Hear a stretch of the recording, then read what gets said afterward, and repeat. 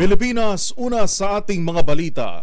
Maglalagay ng merit at demerit system ang Department of Interior and Local Government at aalisin na rin maging ang palakasan system sa promosyon sa hanay ng pambansang pulisya. Yan ay ayon mismo sa kakaupo lamang na DILG Secretary na si John Vic Remulla. Ito ay para masiguro na ang mga kwalipikado lamang ang mabibigyan ng pagkakataong umangat sa posisyon. Ang buong detalye sa ulat ni Kyle Bullias.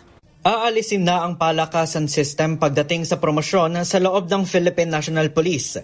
Ito ang sinabi ng kauupo lamang na si DILG Secretary John Vic Remulla sa panayam ni Anthony Taberna at Jerry Baha sa programang 2x2.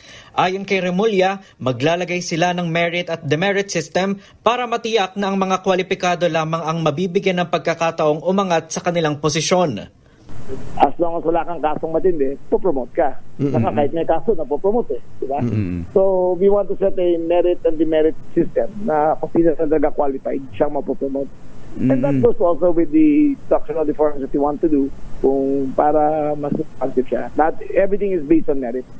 Nilinaw naman ni Remulla na wala pang balasahang mangyayari sa loob ng pambansang pulisya. Sabi ng kalihim, irerekomenda niyang magkaroon ng structural reform para mapabilis at maisaayos ang proseso sa loob. Ito anya ay para maibalik sa pagiging civilian in character ng PNP mula sa pagiging military nito.